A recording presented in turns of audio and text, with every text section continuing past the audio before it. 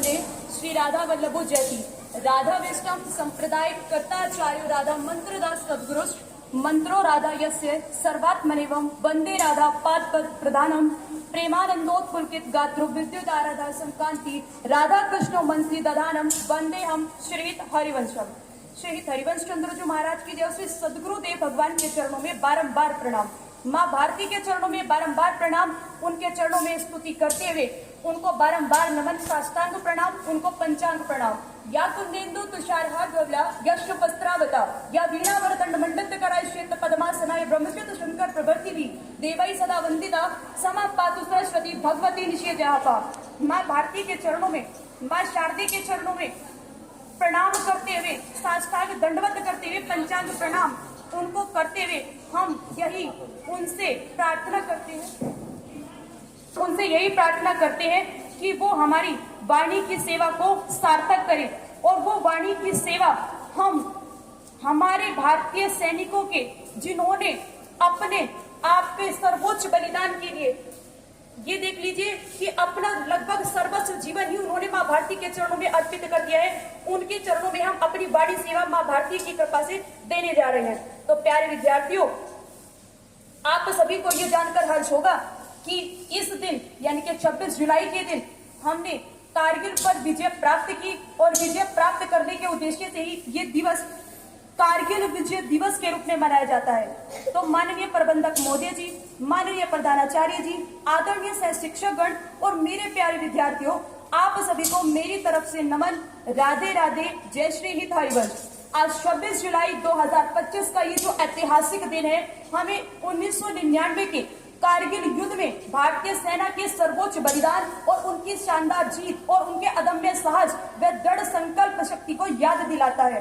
तो जैसे कि हम सभी जानते हैं कि कारगिल जो है 1.5 से 2 लाख आबादी वाला, एक घनी आबादी वाला, वी कैन से 14,086 वर्ग किलोमीटर में को फैला हुआ एक क्षेत्र है, जो कि जम्मू कश्मीर की राजधानी श्रीनगर से लेकर लेह तक 205 किलोमीटर के एरिया तक फैला हुआ है।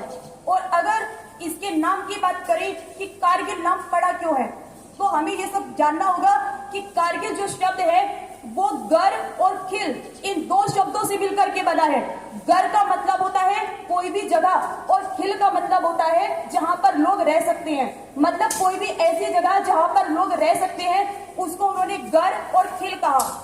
कई आलोचक आए, कई समर्थक आए, तो इस तथ्य का जो समर्थन है हम इस बात से कर सकते हैं कि जम्मू कश्मीर की राजधानी श्रीनगर से लेकर लेह, पदुम और इस्काद्रू जैसी जगहें 200 किलोमीटर के क्षेत्र में फैली हुई है। तो जैसे जैसे समय बीता वैसे वैसे ही गर और खिल बार बार जब इसकी पुनरावृत्ति होती है, गर और खिल, तो इसका नाम जाना जाने लगा कारगिल।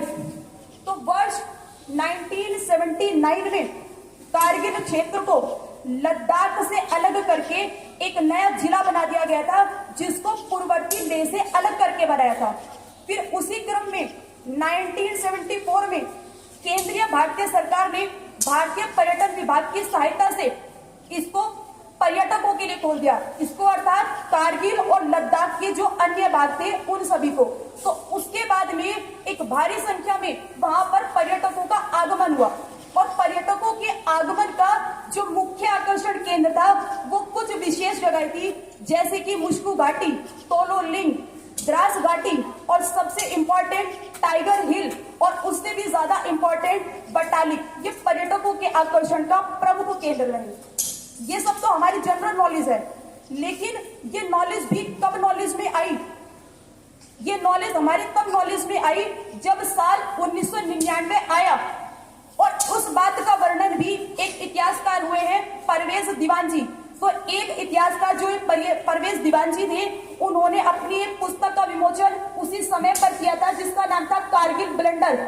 उन्होंने कहा कि कारगिल ब्लंडर जैसी जगह के बारे में कई समर्थक और आलोचक आए, लेकिन इस जगह के नाम के बारे में, इस जगह के वर्णन के बारे में सबकी अलग अलग राय थी। अगर कारगिल ब्लंडर पुस्तक के बारे में बात करें तो कारगिल नाम का कोई व्यक्ति था और उसने एक भारी और घना जंगली आबादी से घिरा हुआ जो क्षेत्र था उसमें भी दो इलाके, एक तो पोतेन और शिलियाचाल, इन दोनों इलाकों को बढ़िया तरह से साफ करके एक जगह बसाई, एक जगह का निर्माण किया जिसको नाम देते हैं कारगिल।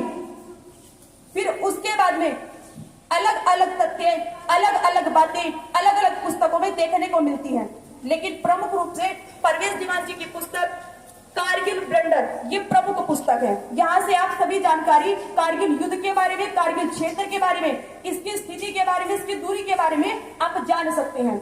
लेकिन हमें जानकारी कब हुई? हमें जानकारी तब हुई जब साल 1999 आया, और साल 1999 की सर्दियों में भी भारतीय सेना ने जब इस चीज को पाया कि बेहद ऊंची चोटियां जो कि बटालिक सेक्टर में पड़ती हैं, और वो जो ऊंची चोटियां हैं वो लगभग 14,000 से 18,000 फीट की ऊंचाई पर थी, वहां पर पाकिस्तानी घुसपैठियों ने कब्जा कर लिया था और दुश्मन सामरिक रूप से जितने भी महत्वपूर्ण स्थान थे उन सब पर फैल गए। तो भारतीय सेना तुरंत सत्ते में आ गई, उन्हें एक भीषण संघर्ष का आभास हुआ।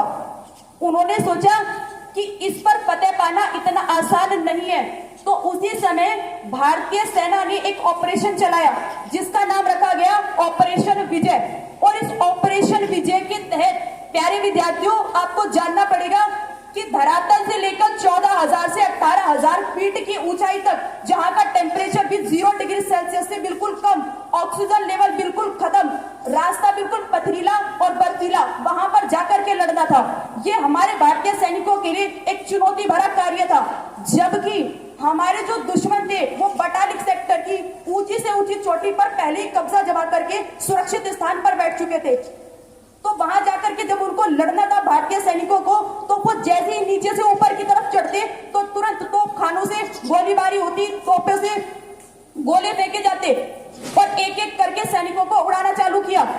लेकिन आपको ये जानकर अति हर्ष होगा कि भारत के वीर सैनिक इतने वीर, मां भारती के इतने सच्चे प्रेमी, इतने अच्छे राष्ट्रभक्त थे कि एक के बाद दो नहीं 3 नहीं 15-15, 20-20 गोलियां खाने के बाद भी एक के बाद एक वो उस रस्सी के सहारे 18,000 फीट की ऊंचाई तक 0 डिग्री सेल्सियस से नीचे के टेम्परेचर पर भी लड़ने को तैयार रहे। उनके इस अदम्य साहस का हमें अपने तहे दिल से आभार व्यक्त करना चाहिए कि उन्होंने हमें इतनी ऊंची चोटी पर जाकर के भी फतेह दिलाई।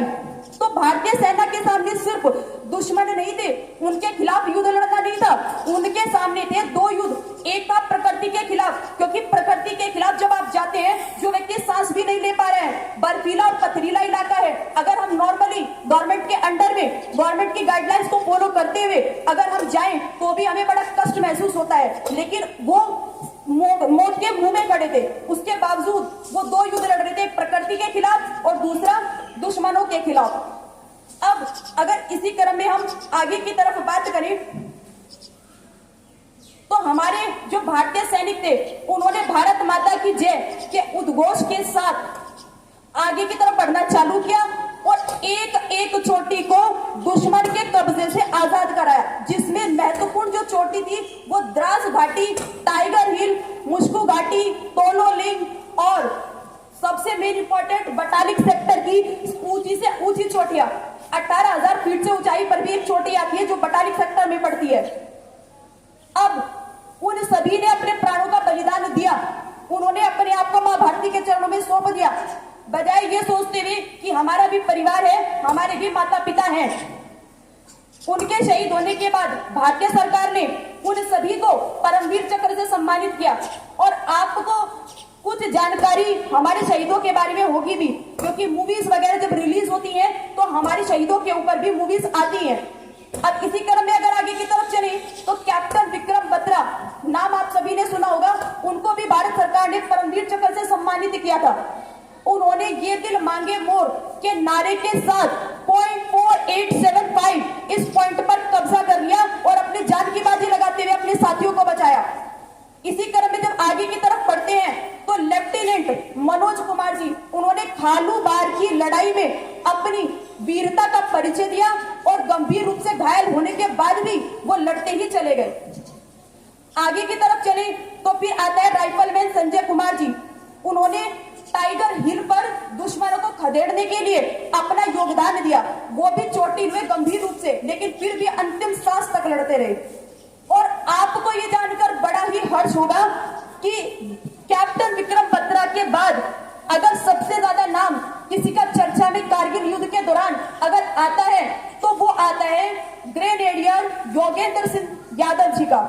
वो इस वजह से जब वो रस्सी के सहारे ऊपर की तरफ चढ़ रहे थे तो एक के बाद एक लगातार उन पर 15 गोलियां दागी गई, लेकिन 15 गोलियां अपने सीने पर खाने के बाद भी उनका प्रेम मां भारती के चरणों में इतना अधिक था, उनकी राष्ट्र शक्ति इतनी अधिक थी, उनकी संकल्प शक्ति इतनी अधिक दृढ़ थी कि वो जीवित बचे और दुश्मन का सफाया करके टाइगर हिल को दुश्मनों के चंगुल से आजाद कराया। इसके अलावा भी हमारे सैनिक संख्या में पाकिस्तानी सैनिकों से कम थे, बावजूद उसके हमने विजय प्राप्त की।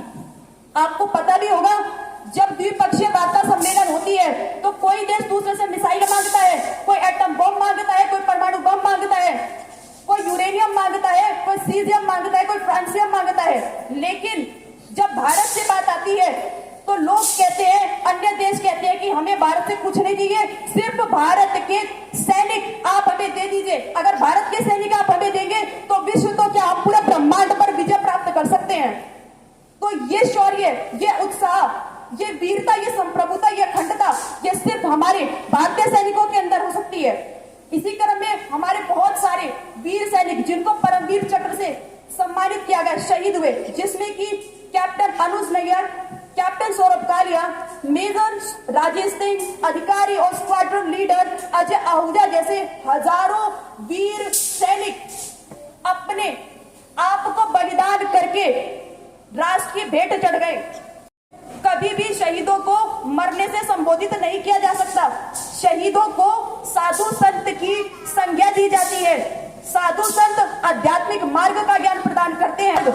जिस झंडे के नीचे, जिस तिरंगे के नीचे, जिस धरती पर बैठकर, जिस माटी में खेल करके प्राप्त होता है, वो राष्ट्र भक्तों के द्वारा ही प्राप्त होता है और वो राष्ट्र भक्त हमारी भारतीय सेना है। तो प्यारे विद्यार्थियों, इन सभी ने अपने प्राणों का बलिदान किया और कारगिल पर विजय प्राप्त की, और वो विजय 26 जुलाई सन 1999 में प्राप्त की। और I think this year marks 26th anniversary of Indian Kargil Vijay Diwas. तो हमें भी अपने वीर सपूत मां भारती के सच्चे प्रेमी राष्ट्रभक्ति के चरणों में एक भावभीनी श्रद्धांजलि अर्पित करनी है। श्रद्धांजलि अर्पित करने से मतलब सिर्फ फूल अर्पण करने से नहीं, अपने मन में उस लोग को जलाई रखना है कि जो दुश्मन पहले हमला कर चुका है वो हमारा दोस्त कभी नहीं हो सकता, और यदि दोस्त होगा भी तो ध्यान रखिए पूर्व में वो दुश्मन रह चुका है। तो हमें अपने वीर सैनिकों को श्रद्धांजलि अर्पित करनी है। तो हम वंदे मातरम और भारत माता की जय के उद्घोष के साथ में करेंगे। हम बोलेंगे वंदे, आप सभी को एक बुलंद, जोरदार और ठहराव वाली आवाज में बोलना है मातरम, और ऐसा हम 3 बार करेंगे। बोलिए वंदे वंदे वंदे, भारत माता की, भारत माता की, भारत माता की। And special thanks to Adesh sir and Aradhna ma'am who gave me this chance to speak about and to serve with my voice in the lotus feet of Maa Bharati and Kargil Vijay Divas. So thank you sir, and I think it's enough from my side. Thank you for listening me and joining me over there. So from my side, in the end, Radhe Radhe to all.